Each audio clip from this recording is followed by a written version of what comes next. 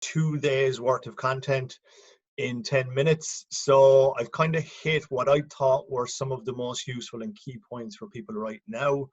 I suppose my day-to-day work involves a lot around performance management, leadership development, and executive coaching. So from my standpoint, looking at this, I think there's massive opportunities for people, and I think there's massive opportunities for business right now, because I think when we're in the thrust of everything, we are very busy, and we're on the hamster wheel of doing. So we're not often giving ourselves the time to stop, just pause, step off the hamster wheel and do a little bit of reflection. So I suppose based on that, what I'll do is I'll give you some stuff that I think is relevant and useful, but I'm also going to pose some questions as well, because I'm conscious of the fact that one size doesn't fit all. We've got 100 businesses on the call here, so there's going to be differences and nuances in every single business. So what I would say is, if some of the questions strike a chord with you, spend a little bit of time and dig into this, because I think for you as an operator within your business, for your team and your organization, I think if you can maximize this time, I think you can come out of this in a better place. Also as well, just on the top of my my title, I have put in maintaining in quotations, because I suppose for some people it's about maintaining because they already have engaged employees and they already have a high performance culture. But if you're looking at your business objectively now and you realize that a lot of your employees aren't engaged, or you don't have a high performance culture, then it can be about using this time to start to build that, and just say, okay, I've got an extra 10 or 15 hours on my hands because there's less work with clients. So how am I going to maximize that? And then it's looking down the road for 6 months' time and saying, okay, what do I want to have in place then? What kind of a culture do I want to have? How can I use this time to re-engage my employees so that when you come out the other end of this, you're in a much stronger position? So I suppose based on that, I'm gonna look at 5 areas. The first is manage yourself first, which is pretty much self-explanatory. The second one I've just touched on, which is how can you use this as an opportunity. The third one, which is massive, and over the last 10 years, I've worked with a lot of people and a lot of businesses. Clarity is the one thing that continuously comes up. A lack of clarity is something that drives a lack of engagement. It drives poor performance, and it also impacts on overall culture within an organization. So I think you can really drill into this. Now, it presents a challenge because you may have a lot of people working remotely, but I think it also presents an opportunity because you really need to examine how you're operating now, your processes, your systems, and also your objectives for 2020, and get really clear on these. The fourth piece is trust. Trust is an interesting one because I think there's a lot of micromanagers around Ireland sweating frantically because now all of their staff are no longer in the office, they're working remotely. And the biggest thing that is a challenge for them is trust. Are they actually going to do work when they're at home? Are they going to be sitting down watching Netflix all day? They won't say this, but this is what's going through their mind. But I think there's a huge opportunity in this as well, that if you're looking at your leadership style and you're saying, okay, maybe I'm probably a little bit hands-on, maybe I'm fixing problems for people too much. The trust piece is something I can work on, and I can really hone in on my leadership and management style over this period because I don't have the people physically in front of me. So how can I build that trust with them in a remote setting? And then the final piece is just a little bit around managing performance and culture remotely. So if you just want to click on to the next slide, Valerie, I just want to touch on something really quickly. So this is an interesting graphic, and it comes from Gallup. Every year do an employee engagement survey. These figures, I think, are from 2018. The figures from the end of 2019 were, there was 34% of employees are engaged, 53% not engaged, and then 13% are actively disengaged. And I think the 2019 numbers are the highest since they started doing this in the year 2000. I think the striking part here is the 52% of the people in the middle of the boat. And I think this is where there is a huge opportunity over the next couple of weeks or couple of months, depending on how long this goes on for, to re-engage these people.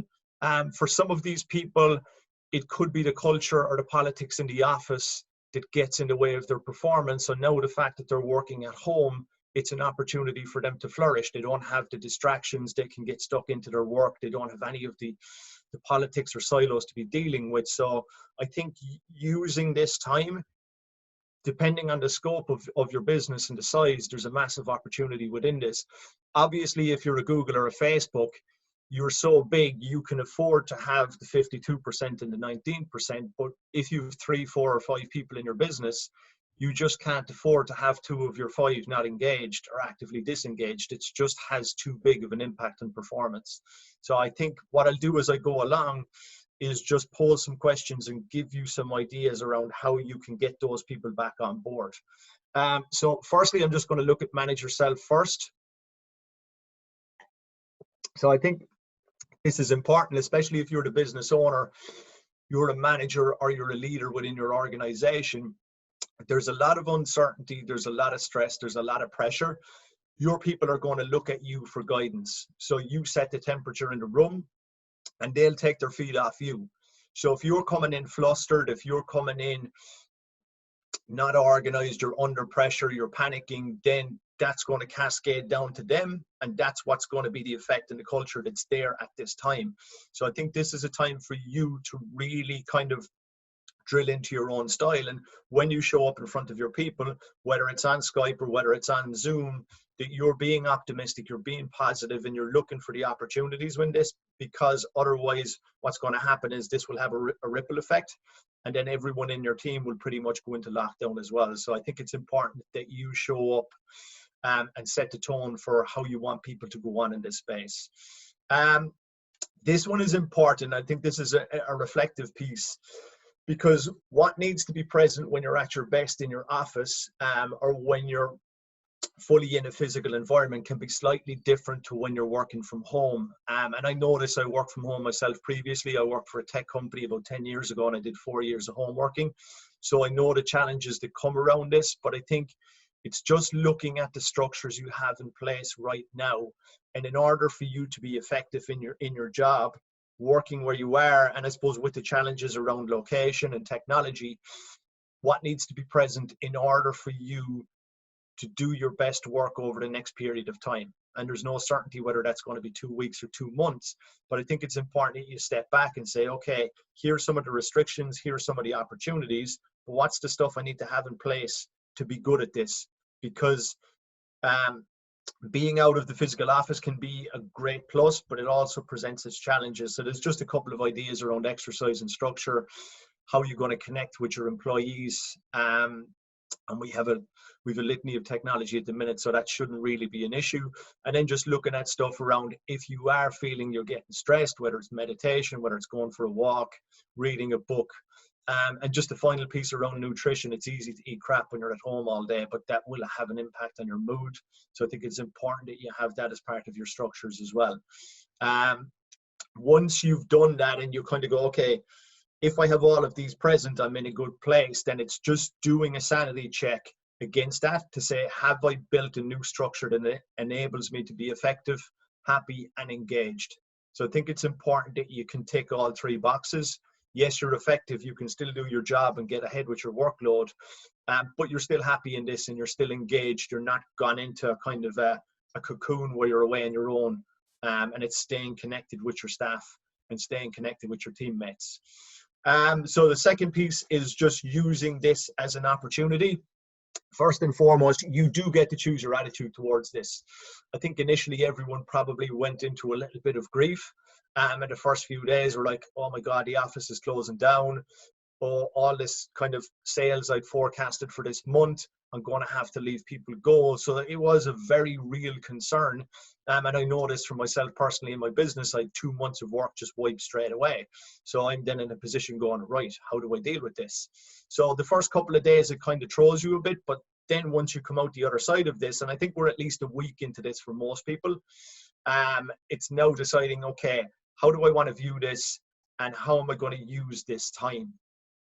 And for me, I suppose the question I'm posing to myself with my business right now is, how good can we be when we come out the other side of this? So if we use this time well to really dig into our systems, really dig into how we engage with people and our customers, and sharpen the saw on my skills as well, because sometimes when you're busy, you don't get time to do that. Then I'm looking beyond this in 2 months' time and saying, geez, when we hit into the summer here now, we should be really flying it because I'm going to maximize this time. So I think it's just choosing your attitude within this, which is important. And that feeds back into what I said previously about you set the temperature in the room. If you're utilizing this time well, other people will take a lead off that. And that can be making suggestions around upskilling in certain areas, taking the time to coach your staff, looking at areas around their professional development plans, etc., that you ordinarily wouldn't have time for, but maybe you have a little bit of extra bandwidth now that you can say, do you know what, I'm going to sit down with her and I'm going to spend a half an hour on that, because ordinarily we wouldn't have time for that, but I'm going to organize a Zoom on Friday and we can go through that. So it's just, I suppose your attitude around this will dictate how much you get from this time, or whether you want to look back and say, geez, I kind of let that time slip. I could have used that better.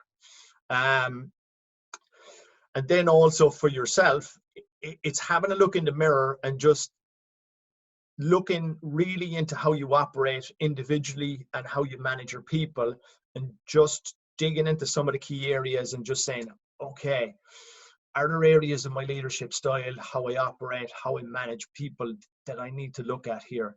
And I think if you're experiencing a lot of stress and a lot of anxiety around your team, it's probably an indicator that there is an issue around micromanaging and just giving up a little bit of control. So I think within that space, there's a huge opportunity. And I think even if you're looking at the leadership styles from Daniel Goleman, I think just looking into those and the people who kind of want to have control and want to dictate, they're going to struggle the most in this. So if this presents itself to you as a challenge, then I think it's looking at this and saying, okay, how can I work on this? How can I use this time so that I give a little bit more autonomy to my staff? And I think giving people autonomy and challenge at this time is one thing that will really engage them. Because what it says to them is, we trust you, we know you're good at your job, I'm going to give you the scope to go and do it. Here's the deliverables I want, I'll talk to you on Friday. If you need support, come back to me. I think you don't always get that in an office setting, but I think now, because we're forced into this, I think this can be a real plus for people. So we'll just move on to the next one, please, Valerie. And this ties into this piece, which is trust. And trust, first and foremost, starts with yourself also. This is another piece you look in the mirror for before you look out the window. So do you trust yourself to be able to navigate this difficult time in your business? I think last week, a lot of people had to sit down and look and say, okay, I'm going to have to leave people go. I'm going to have to shut the doors. We're in difficulty here. We've got a lot of hard decisions to make. But I think it's just being able to say to yourself, do you know what? I trust myself to be able to make these decisions and do what's necessary to ride out this storm. And I think coming back to something that was said previously from Tom in the definition of layoff, is this is non-permanent. This is only a temporary thing. It's not you're laying off people and they're never coming back. The supports are there. So these decisions are a little bit easier, but I do think it's important that you don't bury your head in the sand here and just put off the communications and decisions you need to make. I think people will have an understanding because everyone's in the same boat here. And just coming back as well. So this, I suppose the trust piece is more about questions rather than answers. Do you trust your team to perform effectively in a remote environment? And if not, why not? So I think the last piece, the if not, why not, is going to give you an indication as to where your solutions are. Maybe you think that they don't have the skills and competencies required to do this without your support. If that's what the answer is, then your obvious next step is, okay, so how do I use the next 6 weeks to upskill them in these areas that I feel they're not efficient in? So this is going to give you some answers of the actions you can take if you really dig into this stuff. It may be, do you know what, they're more than competent, I just need to back off and leave them do the job. So I think different things will shine a light in different scenarios. Do you need to use this time to reassess your leadership style? So we've talked about this already in micromanaging, and also just doing tasks that aren't in your job spec. There's certain stuff that other people own that they should be doing, that isn't your remit that you've been doing all along. Now it's a case of you need to drop the bags and leave them pick them up. So we'll just shoot on to the next one, please, Valerie. This is one of the biggest ones, and in the last 10 years of working with businesses and people, clarity is the thing that causes the most issues. And most of this comes from poor communication or people making assumptions that the others know what message they're trying to convey. So I think we have a lot of forms of technology now to help us with the communication piece. So it's just using that. I think it's important as well, just from a business perspective, that you look at your outcomes and objectives, whether it's monthly, quarterly, or annually, and say, okay, how does this change things? Is what we're looking to pursue now different? And if so, you need to communicate that to your team and say, okay, ordinarily, this would be the outcomes we're looking to achieve, but now that things have changed, our focus is on A, B, and C. Is everyone clear on that? I think once you've given that clarity, people then are okay with the autonomy of working away. And then the second piece is for people who've had to downsize their staff, other people will have to fill in these roles then. So let's say you had a team of 5, you've had to let 2 people go. Their tasks and their roles that they were fulfilling need to be spread out across the team. So I think it's important that you sit down and say, okay, who's doing what now? Tom was doing this piece. Who's going to take this slack up for the next 6 weeks? So I think that's just an important piece for people who had to downsize or let people go and they're still up and operating. The bury your head in the sand piece we've touched on already. And then I suppose just the behaviors and cultures is because it's a little bit harder to manage this now, but I think there are new accepted norms here.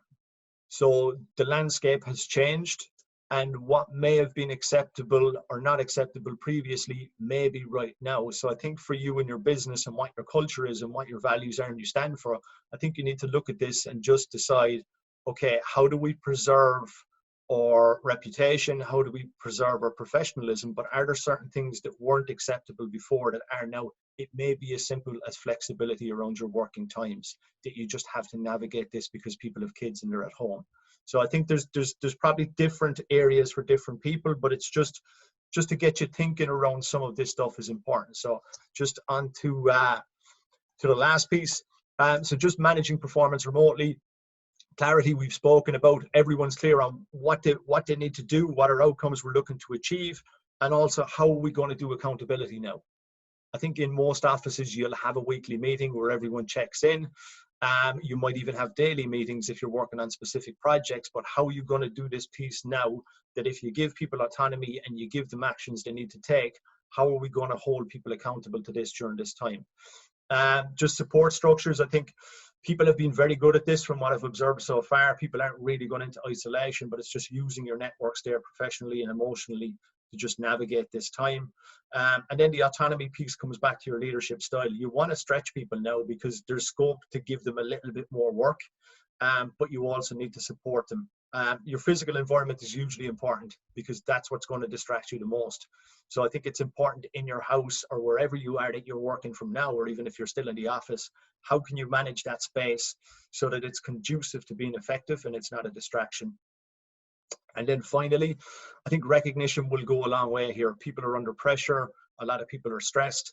A lot of people are having to do 2 people's work. If people were laid off and they have to pick up the slack on someone else's, I think it's just important that you recognize people for the work that they do, and just touching base. And even for people who you may have had to let go, what I would say is don't be afraid to reach out, pop them an email, shoot them a text message, and just see how they're getting on. I think for people who have been laid off and they know it's temporary, it would mean a lot. So I think there's big opportunities here around cementing your culture, and also re-engaging some people who may have been in the middle of the boat and just on the fence and kind of going, I'll give you a little bit, but that's as much as you're going to get. So I'm just conscious of time, so I'll wrap it up there. My email address is there. If you've any questions or if you've got stuck on any of the areas I've spoken about and you don't know how to get beyond it, then by all means, shoot me an email. I'm happy to help.